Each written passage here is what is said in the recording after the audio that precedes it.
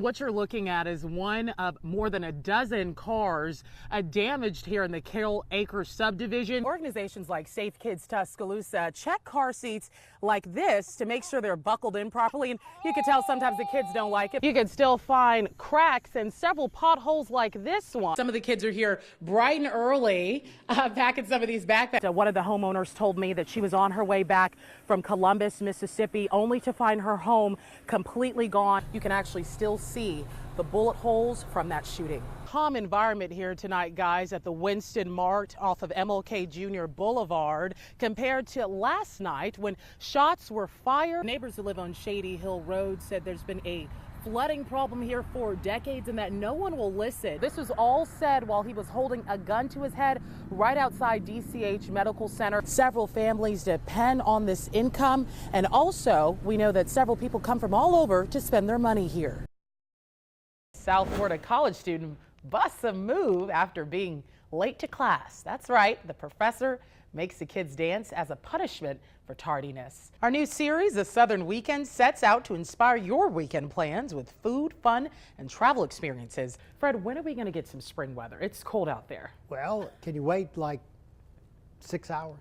Okay. Walker will join us in studio during our 7:30 half hour of the show, so stay tuned. We've got a lot of questions to ask, of course. You are from the Magic City. Yes, She's I'm from from Birmingham, y'all. Birmingham. What a kind thing to do there. Officer Olson also brought Troy a lock to hopefully keep his new bike from getting stolen. Just a really bizarre story. Jefferson County deputies say they arrested a naked man who had a bag of crack cocaine stuck in his ear. Now to news developing this morning in Birmingham. At least one person has been shot at an apartment complex in central Birmingham. Looking forward to that warm-up, that's for sure. Yeah, me too.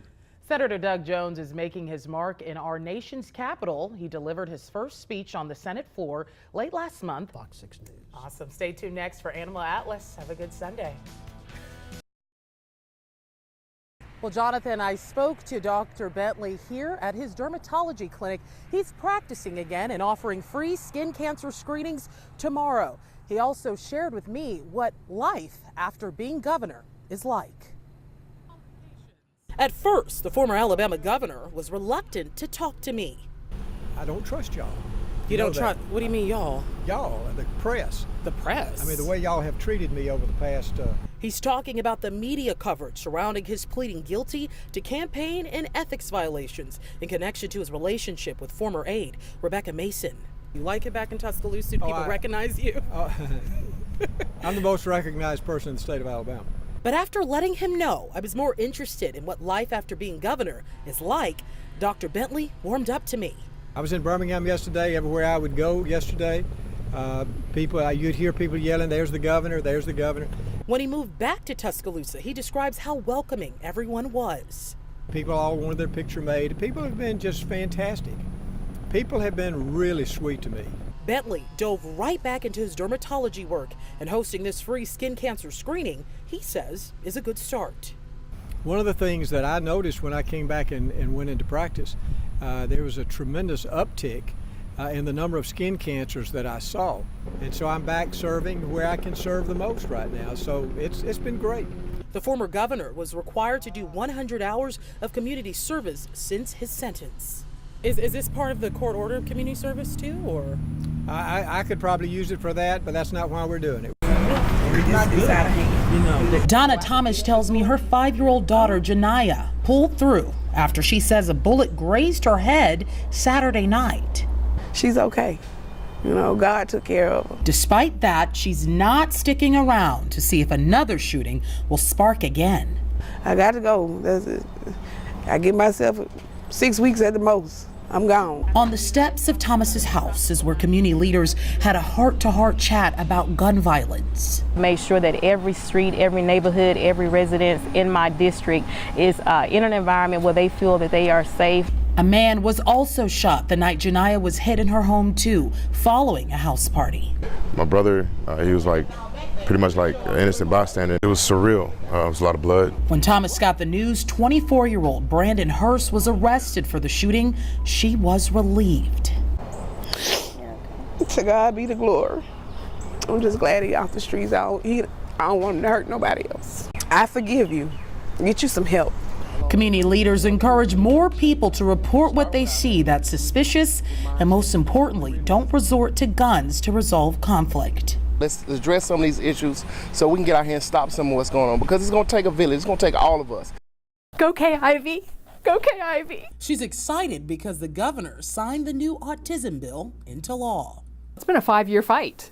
A fight they won. Now the arts and autism family, well, can celebrate. Research backs that early intervention works. Now that lawmakers actually understand that, what's next for the center? Hopeful that we're going to be able to provide more therapies here at Arts and Autism because of this coverage. The parents are excited. Therapies like occupational therapy, speech and language pathology. Alabama's one of the last 5 states that didn't require insurance companies to cover those autistic services. Shake, shake, shake. Arts and Autism staff hope the remaining 4 states follow suit. The realization of a dream for us, to finally have our kids be seen and heard and treated like they matter.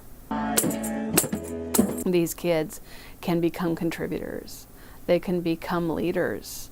They can become part of society. This is my favorite picture. God just gave him to me for 21 years. And then I had to give him back. That's the hardest thing I had to ever do. Debbie Jones used to live in Alberta near 25th Avenue, where her son, Trevor, was last seen alive. He'd run around the neighborhood, which took him usually about 15 minutes. A young kid just minding his own business, jogging through the neighborhood and gunned down in broad daylight. Jones vividly remembers the chaos surrounding his death. We sat there and watched the lights and the police cars and the paramedics and stuff, not knowing it was Trevor that they were working on. Why would somebody do something like this to Trevor? Because he didn't have an enemy in the world. It's a question investigators can't answer right now because a motive has not been found. I mean, I wish I could bring closure to their family. And I just hope and pray that one day before I leave, that we'll be able to do that. As the Metro Homicide Unit follows up on new information they've received in the last few days, Jones continues to wait. Wondering if somebody's living the free life while they took Trevor's life. She says she's forgiven his killer, but wants closure. Don't take it to your grave and not say something.